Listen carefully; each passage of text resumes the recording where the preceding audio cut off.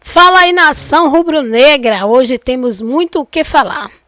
Gente, jogo aberto para saber os detalhes sobre esse afastamento de Gabigol.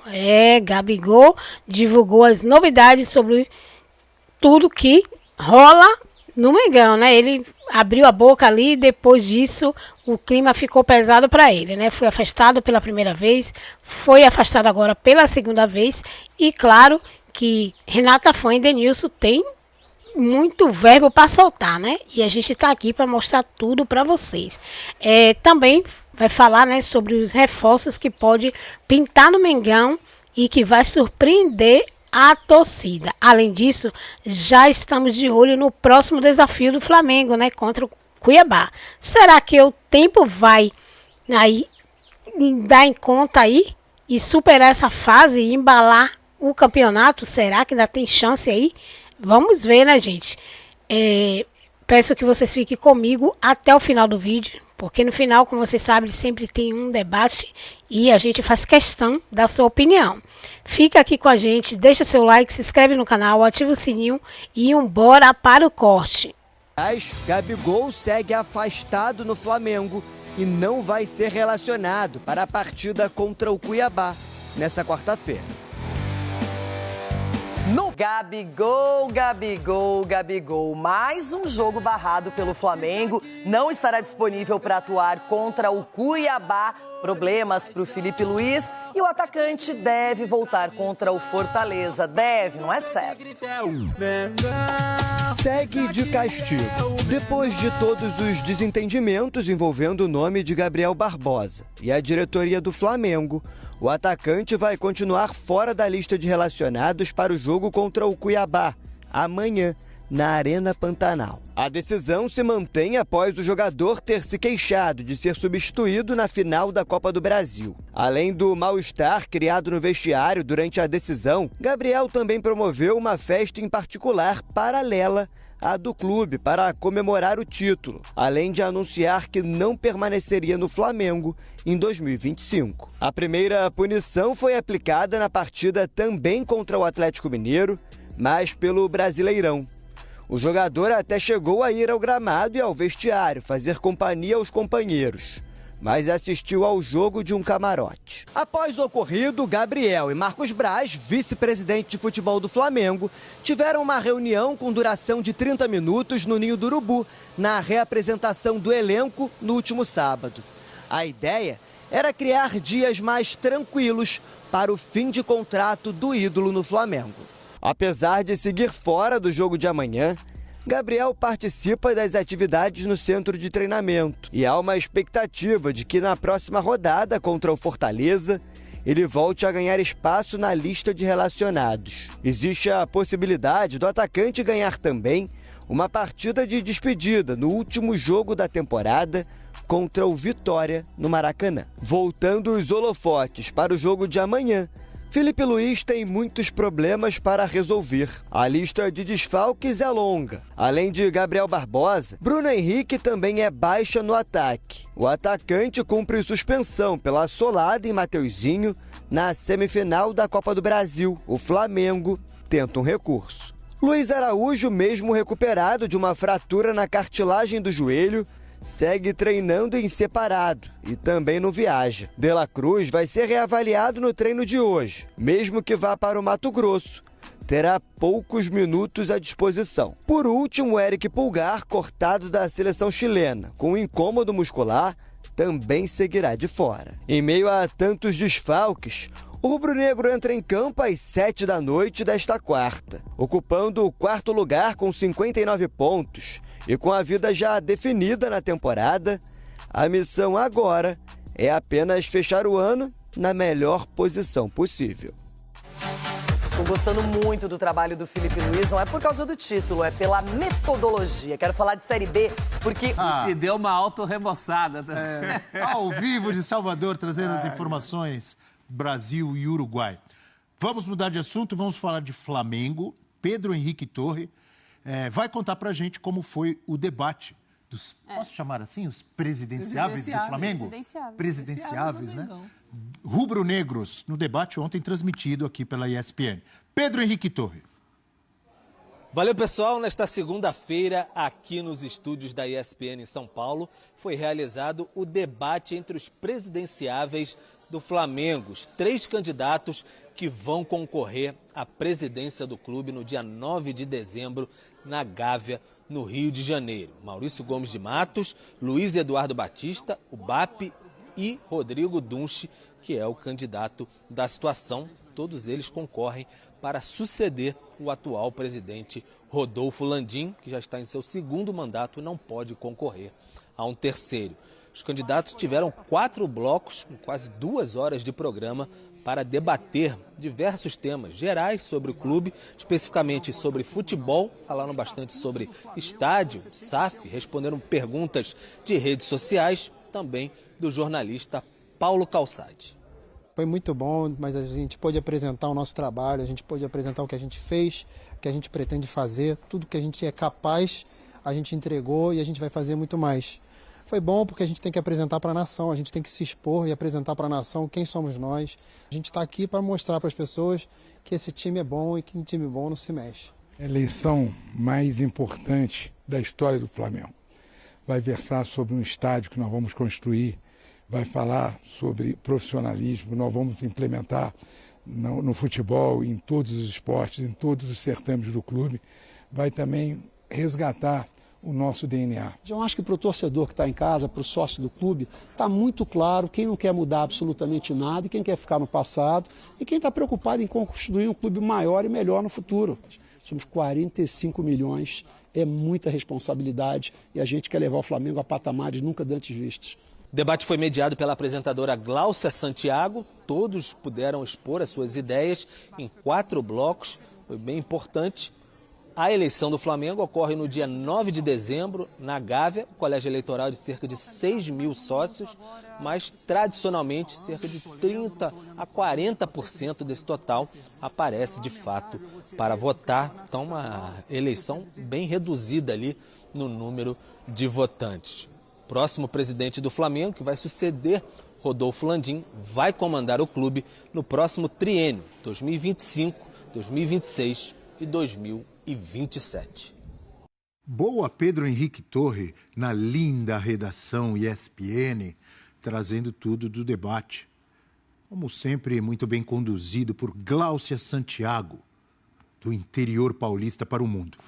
Amigos e amiga, Natália Ferrão, professor Celso, Rafael Prats, quem for eleito agora no início de dezembro, terá quais objetivos, quais os principais desafios do futuro presidente do Flamengo? Professor Celso. Dizem que é mais difícil do que chegar no topo é se manter no topo, né? Esse é o grande desafio da próxima gestão, seja de oposição, e Maurício corre mais por fora. A oposição do BAP é uma oposição que até outro dia era a situação. Então, manter esse status que o Flamengo tem hoje, né? Do ponto de vista de administração, do ponto de vista financeiro. Houve uma evolução do Bandeira para cá. O Bandeira pavimentou um caminho, primeiro saneando as contas do Flamengo, né? E depois, num segundo momento, alcançando aquelas conquistas que um dia eram cobradas lá no começo desse trabalho. O Flamengo era muito cobrado pelas conquistas em campo. Depois elas vieram. Agora é um trabalho de pavimentação, manutenção. Tem a questão do estádio, eu acho que é um ponto importante, foi muito falado ontem também. Como vai ser, não só erguer o estádio, mas manter esse estádio, qual vai ser o processo, qual vai ser a logística ali para o Flamengo manter o estádio. Então tem os dois lados. É mais um trabalho de manutenção, ao contrário de outros clubes do Brasil, não é uma questão de salvação. Eu diria, professor, os clubes brasileiros tem que ser salvo, o Flamengo não. Entre esses objetivos, eu colocaria ter um departamento de futebol mais organizado, mais profissional, para andar ao lado dessas boas finanças, de todo esse dinheiro que tem o Flamengo, de todo esse poder de contratação que tem o Flamengo, sempre disputando títulos e vencendo alguns nos últimos anos, mas ter um departamento de futebol mais profissional e mais organizado. Você concorda, Prats? Concordo. E me parece que os 3 candidatos pensam de maneira muito parecida nessa situação, né? Claro que o Dunche é o candidato apoiado pela atual diretoria, pelo atual presidente, que é o Rodolfo Landim. Por mais que tenha ali oposição, os 3, obviamente, concordam que o clube, pelo investimento que tem, pelas receitas que tem, ele pode ser mais profissional. É aquela história. Ganhar os títulos que o Flamengo ganhou, claro que são importantes, muito importantes, né? Mas é possível ganhar ainda mais e ganhar talvez ainda melhor. Esse é um desafio do próximo presidente do Flamengo, né? Por mais que a gente tenha visto ontem, obviamente, ataques à atual gestão, ataques de quem apoia, de quem é contrário, os três me parece que concordaram muito nesse sentido, de que, olha, pela situação do Flamengo, o que já está bom pode ficar ainda melhor.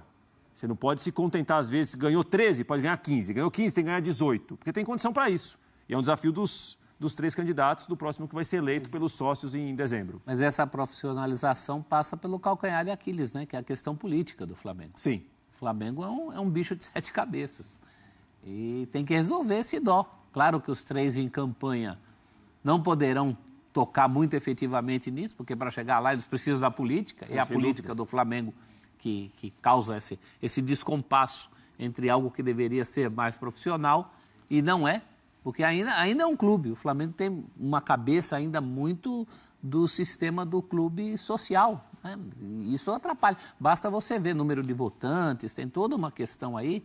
O Flamengo precisava de uma representatividade muito maior do que a que tem em número de votantes. Eu acho que todos os clubes do Brasil, o Inter em Porto Alegre está se aproximando disso. O Inter é um clube que hoje tem uma representatividade nas suas eleições mais próxima do que seria a ideal. Mas isso vai ter que ficar para as próximas eleições. Talvez até com um deles no poder, né? Natália Ferrão. Eu acho que a gente bate muito nessa questão da profissionalização, né? O futebol precisa disso. E ainda não é só no Flamengo, em qualquer clube, precisa. Cada vez mais o futebol se torna um negócio, se tornou um negócio, se tornou muito dinheiro envolvido, muita questão comercial, virou business, totalmente. Então você precisa ter pessoas qualificadas para fazer um planejamento de futebol correto, para que não seja... O Flamengo ele ganhou alguns títulos, apesar do planejamento equivocado. De você ter ali algumas dificuldades administrativas, porque tinham bons valores, tinha um bom elenco. Só que quando isso começou a dificultar um pouco na temporada, porque outros clubes se organizaram e começaram a bater de frente também, aí a coisa ficou complicada. Então, profissionalizar o seu departamento de futebol, para que o planejamento de futebol seja mais perto daquilo do ideal para uma temporada, ou planejamento a médio e longo prazo, eu acho que esse é o ponto principal para o Flamengo a partir de agora com essas eleições. Por falar em muito dinheiro, quem deu entrevista, quem falou foi John Textor. Esse tem, viu? Tem a ver com dinheiro ou não? Esse aí tem. O Prats está próximo dele, né, Prats? Gente, primeiro, tem alguma chance do Neymar voltar ou é... Tem chance. Tem chance real? Tem. Mas parece que não agora. Parece que não agora. Metade do ano, quando termina o contrato dele. Havia uma expectativa grande de que então você vai ter 2 Santos na temporada. Sim. Por isso que eu estava perguntando ontem a respeito da data do Mundial de Clubes. Daí o Neymar chega, mas ele não vai chegar no Santos para treinar. Ele vai jogar o Mundial. Entendeu? Ele vai jogar o Mundial. Mas eu acho que, apesar de tudo isso, vale a pena, entendeu? Claro que vale, evidente. Mas o que eu tô falando é que, de novo, num ano de retorno em que o Santos precisa ser, antes de qualquer coisa, sólido, você vai ter 2 times. Você vai ter um time do Campeonato Paulista e um time que começa o Campeonato Brasileiro. Ou ele pode fazer, né? Que vai ter, ou pode ter, possivelmente, o Neymar. Mas para isso é contratar uma base, contratar um diretor de futebol que entenda. Mas não vai ter dinheiro até o Neymar chegar. Com o Neymar você tem uma... isso, lógico, mas... É isso. Mas aí, Bruno... Por isso que eu falo que vão ser 2 times. Vai ter de ter um pouquinho de criatividade. Você vai ter que ter um diretor que tem um know-how de mercado, de conhecimento de empresário, que... O Galo fica? Nação, tá vindo um reforço aí de peso para o Flamengo. Vem direto da América e ele é destaque, viu? Ele é cotado para substituir Gabigol no Flamengo, ressaltou o jornalista. O atacante, ele soma 29 participações em gols e em 27 partidas. Já viram que ele é bom, né? O Flamengo está mirando nesse craque colombiano. O Flamengo decidiu não estender o contrato com o nosso ídolo Gabigol. E, claro, a camisa 99 anunciou que deixará a Gávea. Então, a diretoria passou a se mobilizar em busca de um substituto. Lógico, de acordo com Júlio Miguel Neto, o rubro-negro anunciou que o colombiano Cucho Hernández, que defende as cores do Columbus Crew, é o mais novo alvo da diretoria do Flamengo. O atacante vem tendo uma temporada incrível, em alta, jogando nos Estados Unidos. Ao todo, o camisa 9 soma 19 gols e 10 assistências em 27 partidas.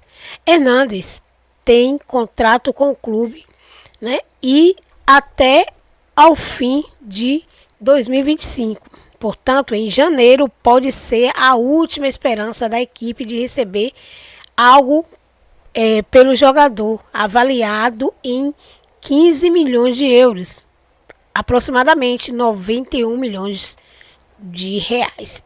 Gente, muito dinheiro.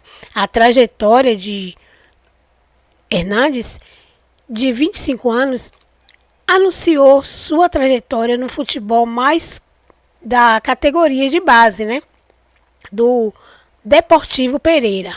Posteriormente, ele, claro, foi para o time profissional em 2015 e desde lá ele continua sendo um arraso no campo.